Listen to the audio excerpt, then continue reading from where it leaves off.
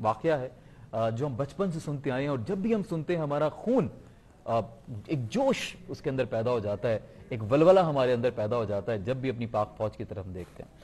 अभी मैं ज्यादा वक्त नहीं लूंगा, मैं चाहूंगा कि अपने मेहमानों को ज्यादा वक्त दूं, उनसे बात करूं, उनके जज्बे को जानूं और किस तरह से पाक फौज आज भी बिल्कुल तैयार खड़ी है, शाना बशाना खड़ी है हर पाकिस्तानी के।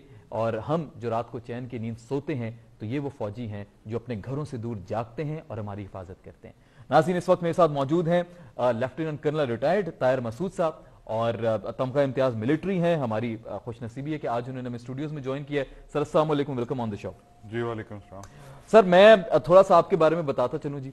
सर आपने 1984 से 2009 तक कमीशन हासिल करके सर्व किया पाकिस्तान आर्मी को, और इसी के साथ साथ पाकिस्तान में तमाम, मैं ऑफ द कैमरा भी आपसे जान भी रहा था तो आपने बताया कि ऑलमोस्ट पूरे पाकिस्तान में आपकी पोस्टिंग रही, आप सिलसिला रहा आपकी सर्विसेज का, जिसमें कराची, पेशावर, सिब्बी, खासतौर पे काकुल में आप रहे, और जहलम और तमाम दीगर जितने भी इलाके थे वहां पे भी आप पोस्टेड रहे। फैसलाबाद से आपका ताल्लुक है, पैदाइश आपकी फैसलाबाद की है, फैसलाबाद का ये बेटा आज हमारे साथ मौजूद है। सर कैसे हैं? शुक्र अल्हम्दुलिल्लाह। सर इस दिन जब आपसे मुलाकात होती है, खासतौर पर जब ये दिन आता है तो हम लोग बड़े एनर्जेटिक हो जाते हैं, हमें बड़ा अच्छा लग रहा होता है आपसे मिलकर। तो आप लोग जिसका ताल्लुक ही आर्मी से है, जिन्होंने इतनी बड़ी, जो दुनिया की इतनी बड़ी कुव्वत खुद को समझता है, उस वक्त 65 में तो और बड़ी कुव्वत हुआ करता था बनिस्बत अगर हम पाकिस्तान से उसको कंपेयर करें, तो उसको हराया, आप उस इदारे के साथ मुंसलिक रहे, पूरी जिंदगी आपने उस इदारे के नाम कर दी। सर कैसा फील होता है? नेचुरली एक बहुत बड़ा प्राइड का मैटर है।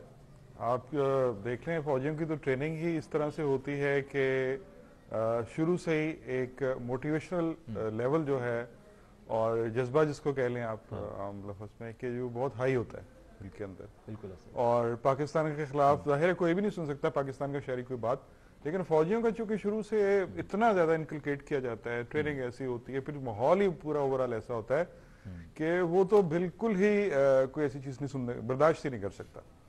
और जैसे ही पाकिस्तान के हक में कहीं भी दुनिया में कोई बात होती है, पाकिस्तान की कोई अचीवमेंट होती है, कोई वॉर के अंदर कह लें, स्पोर्ट्स के अंदर कह लें, कहीं भी कह लें, तो मेरे ख्याल में जो सबसे ज्यादा जोश में आते हैं फौजी आते हैं। खुशी तो सबको होती है, हर पाकिस्तानी को होती है, बच्चे बच्चे से लेकर हर बुजुर्ग तक, सबके अंदर उतना ही जज्बा सब कुछ है। लेकिन जो एक एक्सट्रीम आप देख सकते हैं ना उस जज्बे की और उसको फिर शो करने की, वो आपको फौजियों में नजर आएगी। रीजन भी है कि वो कोई एक्स्ट्रा पेट्रियोटिक नहीं है कि जितने सारे पाकिस्तानी है उतने पेट्रियोटिक फौजी है। वो ये जो आर्मी है, जो वर्दी है, इतना भर देती है, जोश इतना भर देती है, इतना भर देती है कि आज तक भी जो कभी वाहिद, जिस तरह आजकल व्हाट्सएप ग्रुप्स भी बने हुए हैं, आप कहीं बैठते हैं अपने दोस्तों के साथ, डिफरेंट लोग अपना अपना इज़हार ख्याल भी करते हैं, तो उसमें भी अभी भी हर चीज पे कंप्रोमाइज हो जाता है। कुछ ना कुछ कोई बात करता है दूसरी, तो जो जिस तरह मेरी तबीयत है कोई इतना ज्यादा कन्फ्रंट नहीं करता लोगों को, हर एक की अपनी नेचर होती है। लेकिन एक वाहिद ऐसी चीज है कि पाकिस्तान के खिलाफ या आर्मी के खिलाफ नहीं सुन सकते। बिल्कुल। तो आर्मी के खिलाफ क्यों नहीं सुन सकते? कि पाकिस्तान की बका की जमानत पाकिस्तान आर्मी है। बिल्कुल ऐसा ही। तो जो सेंटर ऑफ ग्रेविटी किसी कंट्री का होता है, तो पाकिस्तान का जो centre of gravity Pakistan army. अच्छा, भारत की इस जिस अजाइम के साथ हमेशा आज तक भी, अभी हम उस पर भी थोड़ी बात करेंगे, करंट दौर में भी यही सिलसिला चल रहा है भारत की तरफ से, तो भारत ये ऐसा दुश्मन जो बिल्कुल आपका पड़ोस में बसता हो, हर वक्त आपको खा जाना चाहता हो, आपको तबाह करना चाहता हो, उस वक्त पाकिस्तान आर्मी जो है किस तरह आप एक्टिव रहते हैं, किस तरह ये फुर्ती दिखाई जाती है?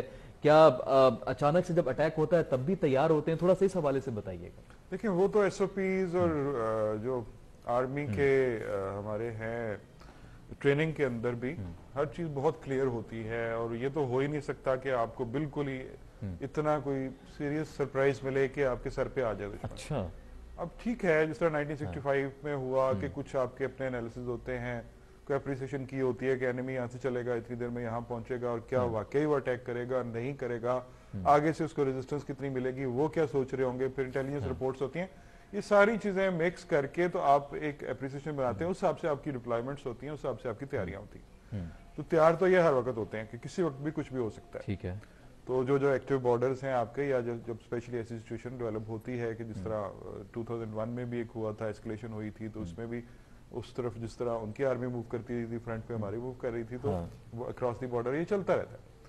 तो लेकिन तैयारी जो है पाकिस्तान आर्मी के अंदर, जो थोड़ा सा एक एज है लोगों को, कि हमारे दीन के अंदर भी है एक जज्बा, शहादत का जज्बा, प्लस एक जो कहा जाता है ना कि एक जो बॉर्डर के ऊपर ड्यूटी देने वाला सिपाही है, उसकी जो फजीलत बताई है कि इतने वो, अभी मैं एग्जैक्टली तो जाहिर है इन चीजों का एक्सपर्ट नहीं हूँ, दीन के ऊपर मैं नहीं कर सकता कि कितनी उसकी बड़ी फजीलत है कि जो इससे बड़ी फजीलत क्या होगी कि वो शहीद होने के बाद भी जिंदा है। शहादत का तो खैर शहादत का बहुत ही बड़ा, वो अंदाजा तो लगाएं आप। ठीक किसी है ना? किसी को और नसीब होती है, हर एक बंदे की ख्वाहिश होती है मेरे समेत के काश अल्लाह ताला बिल्कुल हमें बिल्कुल। तो ये शहादत को जब इतना बड़ा दर्जा दिया तो हर वो शख्स जो मुल्क की हिफाजत कर रहा हिफाजत कर है, जो रहा है। उस मुल्क में रहने वालों की हिफाजत कर रहा है, फिर उस दीन की हिफाजत कर रहा है जो नबी पाक सल्लल्लाहु अलैहि वसल्लम ने हम पर इतना बड़ा इनाम किया, तोहफा किया, तो उसकी हिफाजत करने वाले का क्या रुतबा होगा? क्या रुतबा होगा, तो वो उसका रुतबा बयान भी किया गया था। और हमारा जो एक सिपाही खड़ा होता है बॉर्डर के ऊपर, सिपाही कह लें, ऑफिसर कह लें, जो भी होता है,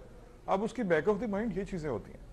अब जो अक्रॉस द बॉर्डर है इंडिया में, वो क्या सिर्फ अपनी तनख्वाह के लिए खड़ा हुआ है ना, और तो उसके अंदर कोई ऐसी मोटिवेशनल फैक्टर या कुछ नहीं है। Very well. हमारे अंदर तो एक अपने कंट्री की हिफाजत और दूसरा अल्लाह ताला की कुर्बत और अल्लाह ताला की खुशनुदी। तो इससे आपका मोटिवेशनल फैक्टर डबल ट्रिपल होके कहां से कहां पहुंच जाता है कि फिर आपकी लाइफ इंपॉर्टेंट नहीं रहती। जब बंदे की लाइफ इंपॉर्टेंट ना रहे और उसकी बजाय जो उसका मिशन है, जो है उसका ऑब्जेक्टिव है, वो इंपॉर्टेंट रहे, तो ये हमारा मेन डिफरेंस आप कह लें। अगर सब चीजों को समराइज करना है ना, तो this is the main difference. और स्पेशली हमें कोई, अब नेबर्स तो कहते हैं वो चेंज नहीं हो सकते, चाहे आपने घर लिया हुआ तो मजबूरी है आपकी, नेबर्स नहीं आप चेंज कर सकते अपने। बिल्कुल ऐसा ही है। तो उनके साथ आपकी डीलिंग होती है कि किस तरह करनी। पाकिस्तान ने जितनी मेरा ख्याल कोशिश की है शुरू दिन से आज तक अमन की इंडिया को ख्वाहिश हर चीज में कोशिश की है कि हम मिल मिला के चले, अच्छे पड़ोसियों की तरह रहें। लेकिन अब नेबर ही अगर किसी को इतना घटिया मिल जाए कि जिस तरह का इंडिया के बुज़दिल नेबर, एक बहादुर नेबर होना मेरे ख्याल में एक बहुत बड़ी नेमत होगी जी। बुज़दिल नेबर होना, साजिशें करने वाले, साजिशें करने वाले पे आके आपसे कोई लड़ता है ना, तो दोनों में से एक जीत जाता है, एक हार जाता है, बात खत्म हो जाती है। बिल्कुल बिल्कुल। और आपके लिए बहुत आसान होता है। और जब आपके खिलाफ साजिशें ऐसी ऐसी कि कहीं भी वो देख नहीं सकता पाकिस्तान को दुनिया के किसी फोरम में कि पाकिस्तान की कोई तारीफ भी कर जाए, और इतने पैसे खर्च करने, सारा कुछ अपनी उनकी हालात देख, अभी अफगानिस्तान में भी यही सूरत हाल जी, सड़कों पे सो रहे हैं लोग, बेचारों के पास घर नहीं है, टॉयलेट्स नहीं है, कुछ नहीं है, खरबों अरबों रुपए उन्होंने अफगानिस्तान में झोंक दिया। बीएलए और इन चीजों को क्रिएट करने में, पाकिस्तान में मिसक्रिएट्स करने में अरबों रुपया वो लगाते हैं जो उन्होंने बजट रखा हुआ है, और फिर वो बाद में पकड़े भी जाते हैं। तो उसमें बस उनको इस चीज पे यकीन नहीं है ना कि इंसान अपनी प्लानिंग कर सकता है, अपनी कोशिश करता है, बाकी तो अल्लाह ताला के हाथ में है। तो अल्लाह ताला ने कैसे कैसे उनको एक चीज मुझे थोड़ा सा बताइएगा, आपने कहा कि हम लोग तो इस जज्बे ईमानी के साथ वतन की मोहब्बत से सरशार खड़े होते हैं बॉर्डर के ऊपर, सेकंड थॉट नहीं होती।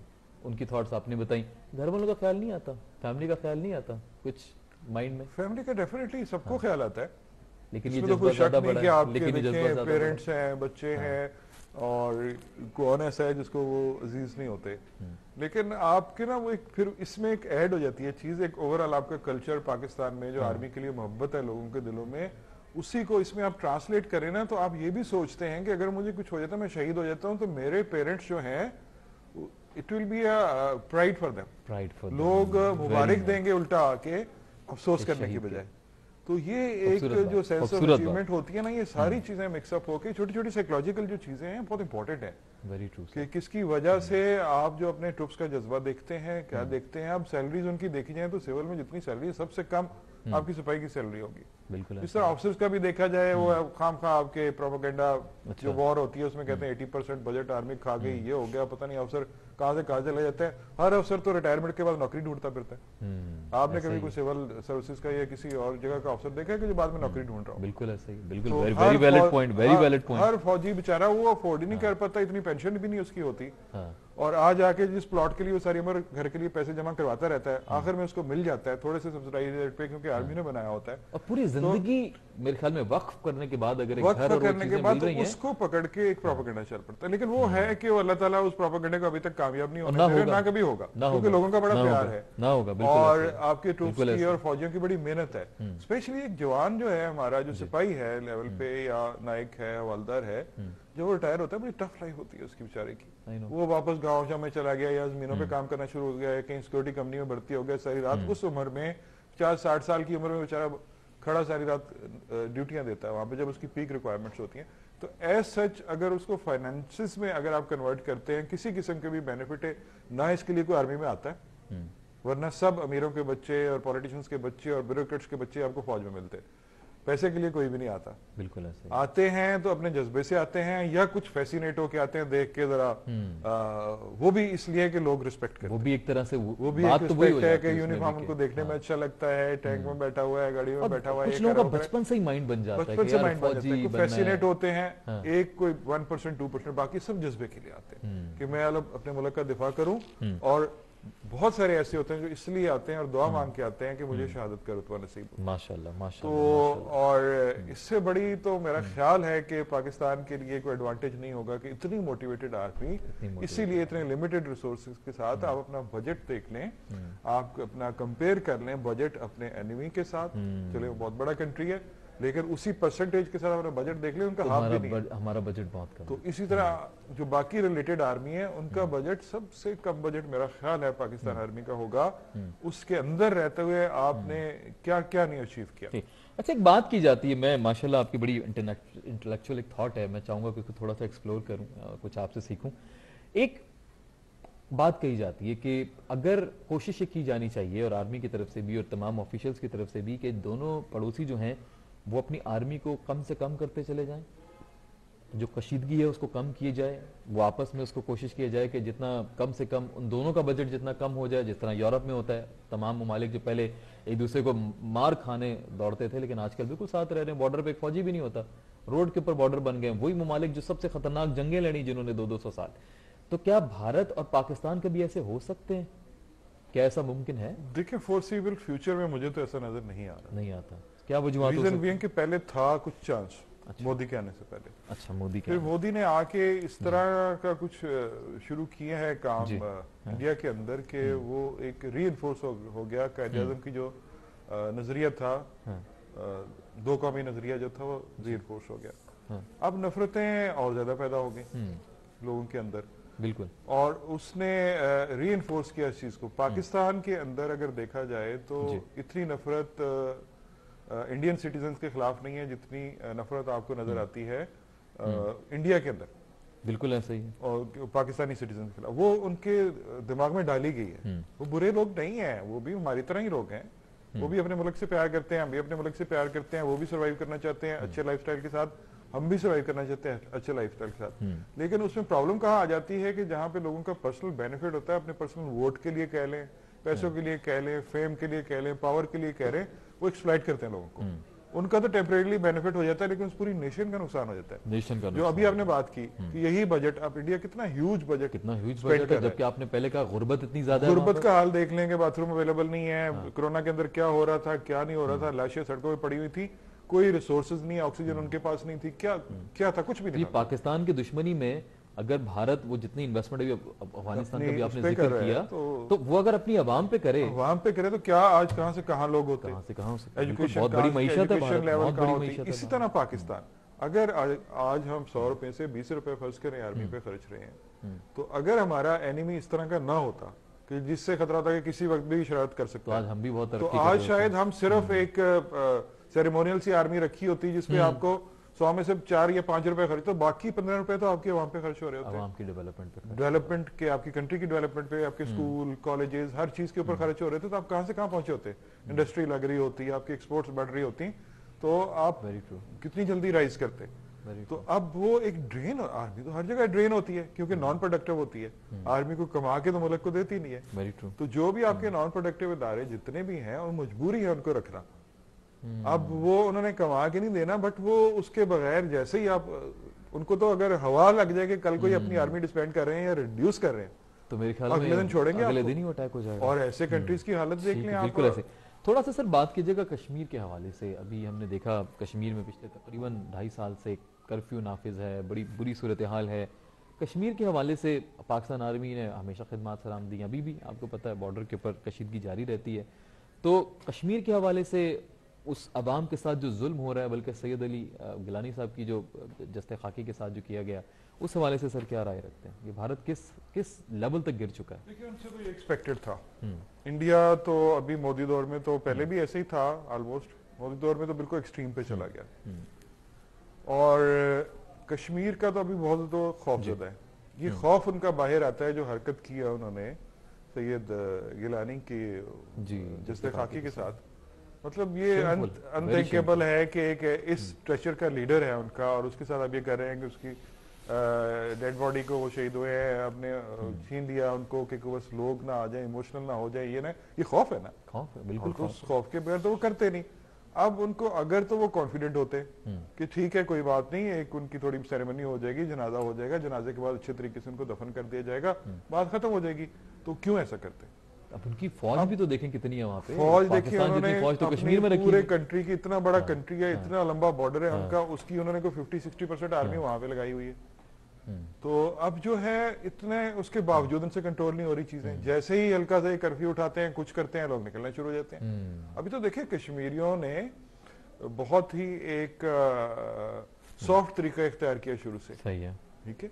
अब अगर फलस्तीन की तरह या अफगानिस्तान की तरह कश्मीरी बिल्कुल, अगर बिहेव वो- करते, उन्होंने प्रॉपर तरीके से प्रोटेस्ट किए, थ्रू उन्होंने कहा कि प्रॉपर तरीके से, उसके बावजूद उनके ऊपर क्योंकि बैलेट यूएन फायर, का रेजोल्यूशन गन्स फायर की मौजूद है, गई और यूएन ने हमारी फेवर में रेजोल्यूशन दिया हुआ है, प्लेबिसाइट होगा, उसमें हम अपना आजाद होना है, पाकिस्तान की फेवर में जो भी करना है बिल्कुल ऐसा ही डिसाइड है, करना है। बिल्कुल ऐसा ही है, उनकी हक तो है उसकी खुद। वजह से वो यूएन को बार बार जोड़ रहे हैं कि जी आप बताओ कि आपने एक रेजोल्यूशन पास किया था, उस पर वो अमल नहीं कर रहा, क्या करें? बिल्कुल भारत को बार बार एहतजाज तहरीकें, कोई तोड़फोड़ उन्होंने आज तक नहीं की, कोई उन्होंने किसी को मारा नहीं आज तक, जितने भी उन्होंने ड्रामे किए, पुलवामा वाला किया, जो किया, वो सारे जितने उन्होंने भी अपने गेन सारे हासिल वो करने के लिए किए। स्क्रिप्टेड सारे ड्रामे। कश्मीरियों की तरफ से भारत को कभी किसी किस्म का कोई नुकसान नहीं पहुंचा, फायदा ही पहुंचा होगा। लेकिन वेरी ट्रू। उनको ये है कि जैसे ही ये पब्लिक उस पे आ जाएंगे, इंटरनेशनल मीडिया पे आ जाएंगे, दुनिया के सामने आ जाएंगे, तो दुनिया के सामने हमारा तो मकरू चेहरा आ जाएगा कि ये तो हमारे साथ रहना नहीं चाहते, यूएन रेजोल्यूशन की हम खिलाफवर्जी कर रहे हैं, कितने इन्होंने जुल्म किए हैं, जो तो आहिस्ता आहिस्ता आएंगे ना, जी बिल्कुल आहिस्ता सही। आहिस्ता लाइमलाइट में आएंगे कि अभी लास्ट 3-4 years में जो कुछ इन्होंने उनके साथ किया है, घरों में बंद किया हुआ है, जो कुछ भी करते रहे। पहले तो ये होता था कि चलो छोटी छोटी खबर बाहर आ जाती थी, पता लग जाता था, थोड़ा प्रोटेस्ट होता था इंटरनेशनल लेवल पे। अब तो और बिल्कुल वहाँ दब इंटरनेट जाता नहीं है, वहाँ पे राब्ता खत्म कर किसी दिया है, को कुछ पता कम्युनिकेशन नहीं नहीं क्या है। कर रहे हैं ये लोग। बट खैर अल्लाह ताला से दुआ है कि बस सिलसिला कुछ बेहतर हो उनके हक में, अल्लाह ताला को इंशाल्लाह, बेहतर हो।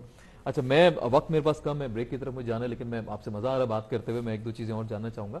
मुझे एक तो ये बताइएगा कि सीपैक आर्मी की जिम्मेदारी है, सीपैक को इस वक्त आप किस तरह देख रहे हैं? पाकिस्तान के लिए बहुत इंपॉर्टेंट है इस वक्त, आपको पता है। ये जो अफगानिस्तान की सूरत हाल है, या इंडिया जिस तरह भी अटैक कर रहा है, कुछ जवान हमारे शहीद भी हुए हैं, आपको लग रहा है कि ये सीपैक हम मुकम्मल कर पाएंगे, कोई मसला नहीं होगा? और सीपैक के ऊपर आपकी क्या जाती राय है? देखिए, एक तो सबसे पहली बात, मुकम्मल कर पाएंगे या नहीं उस पे तो मैं 100% श्योर श्योर है, इंशाल्लाह ताला, माशाल्लाह, मैं यही इंशाल्लाह। बाकी जाहिर है अल्लाह ताला की बिल्कुल मर्जी होती है बहुत कि बड़ा कोई प्रोजेक्ट काम है, अब तो अफगानिस्तान बल्कि तो कदरे बेहतर होगी उसमें तो आप देख लेंगे, जान लगा देंगे पाकिस्तान की तरफ से, इंशाल्लाह हर एक के सी पैक कंप्लीट हो। इंशाल्लाह। चलें, ये आपने अच्छी बात तो उसमें मुकम्मल ना कर पाने वाला तो कोई देर इज नो ठीक क्वेश्चन। हो गया। तो जो थोड़ी बहुत हर्डल्स थी इंडिया की सूरत में जो क्रिएट कर रहा था, बल्तिस्तान गिलगित बल्तिस्तान से उसने पंगा लिया था, कभी इधर से कभी उधर से, अफगानिस्तान में जो कुछ वो कार्रवाई कर रहे थे, तो वो हर्डल्स भी Aahista Aahista every passing day आप देख रहे होंगे 1 by 1 करके एक हर्डल खत्म हो रही है। बिल्कुल तो ऐसा। इसलिए अब उसका रास्ता पहले से कहीं ज्यादा तो smooth भारत हो गया। चाहे जहां से कोशिश कर ले, चाहे जंग कर ले, चाहे सीपैक पे अटैक कर ले, अफगानिस्तान के रास्ते से आ जाए, हमने उनको कोई मौका नहीं देना। कहीं से कोई मौका नहीं देना, क्योंकि हम उनसे बहुत ज्यादा आगे हैं अपनी प्लानिंग में और सोच में। हम उनकी नेचर जानते हैं, हमें पता है वो क्या करने जा रहे हैं, हम उनकी कैपेबिलिटीज जानते हैं, बिल्कुल हम बिल्कुल पहले से प्लान करके अकॉर्डिंगली रिटेलिएट करते हैं। ठीक है सर। मुझे सर ब्रेक का कहा जा रहा है, हमें मौजूद मेहमान और भी ज्वाइन करेंगे, साथ साथ ट्रांसमिशन है। सर मुझे प्लीज जाते जाते मैं चाहूंगा कि आप इस दिन के हवाले से जो हमारी यंग जनरेशन है उनको कोई पैगाम देना चाहें तो प्लीज दीजिएगा सर। जी श्योर। देखिए, यंग जनरेशन हमारे लिए बहुत इंपॉर्टेंट है और जज्बा मैं अगर देखता हूं तो यंग जनरेशन में पहले से भी ज्यादा जज्बा है जो हमारे टाइम पे जितनी यंग जनरेशन थी उससे। अच्छा। लेकिन थोड़ा सा ये अंडर इन्फ्लुएंस, क्योंकि सोशल मीडिया का दौर है हाइब्रिड और वॉर चल इलेक्ट्रॉनिक रही है। मीडिया भी बहुत बम्बारमेंट हो रही है, इतने चैनल्स हैं दुनिया जहान के, आप देख सकते हैं, उसमें इंडियन चैनल्स भी हैं, बिल्कुल ऐसा ही है। और उसमें यूरोपियन भी हैं, अमेरिकन भी, हर तरह के चैनल आपको अवेलेबल है। और उसमें से आप देखें, अगर ओवरऑल अगर आप एनालाइज करें तो 80 to 90% प्रोपेगेंडा है। प्रोपेगेंडा, बिल्कुल ऐसा ही है। और अब मीडिया वॉर ही है। मीडिया फ्यूचर वॉर में है। आपने माइंड्स को कवर करना वो प्रोपेगेंडा अगर इतना इफेक्टिव नहीं भी है तो आपका सोशल मीडिया का प्रोपेगेंडा बहुत इफेक्टिव है। आप बैठे हैं यहाँ बैठे बैठे आपको 15 मैसेज आ जाएंगे ग्रुप के ऊपर, आप 15 के 15 के अंदर एक झूठी बात लिखी हुई है और आप तस्दीक भी नहीं करेंगे। अब 15 डिफरेंट जगहों से आ गए तो आपको लगेगा कि शायद इसमें कोई हकीकत हो। बिल्कुल। अब ये यंग जनरेशन कच्चा ज़हन होता है, उन बेचारों के साथ ये प्रॉब्लम है कि मैं तो उनको यही कहूंगा कि अगर आपको कभी पाकिस्तान के खिलाफ, आर्मी के खिलाफ, आपके रिलीजन के खिलाफ, शिया के खिलाफ, सुन्नी के खिलाफ कोई भी कहीं भी कोई भी पोस्ट मिले तो प्लीज प्लीज प्लीज उसको जरूर रिसर्च कर लें। गूगल मौजूद है, हर चीज है, रिसर्च करें फिर उस पर बिलीव करें। खूबसूरत बात, ब्लाइंडली ना किसी पे यकीन करें। ठीक हो गया, ठीक हो गया सर, बहुत शुक्रिया आपकी आमद का, मुझे बहुत खुशी हो रही है। आज एक तो बहुत बड़ा दिन, बड़ी अजमत वाला दिन पाकिस्तान की तारीख में, और आप भी रहे तो उम्मीद करते हैं इंशाल्लाह ताला इसी तरह पाकिस्तान आर्मी पाकिस्तान के लिए काम करती रहेगी और हम भी पाकिस्तान आर्मी को सपोर्ट कर पाएंगे और जो प्रोपेगेंडा है उसको इंशाल्लाह जड़ से उखाड़ फेंकेंगे। Thank you so much sir, thank you. इंशाल्लाह फिर किसी प्रोग्राम में आपको मदू करेंगे और आपसे मजीद डिस्कशन होगी। ओवरऑल बहुत शुक्रिया sir, thank you, thank you. नाज़रीन यहाँ पे लेते हैं छोटा सा ब्रेक, ब्रेक से वापस आने के बाद यहीं से आगाज करेंगे। मजीद मेहमान हमें ज्वाइन करने वाले हैं, आप कहीं मत जाइएगा, देखते रहिए स्टार न्यूज़ पाकिस्तान।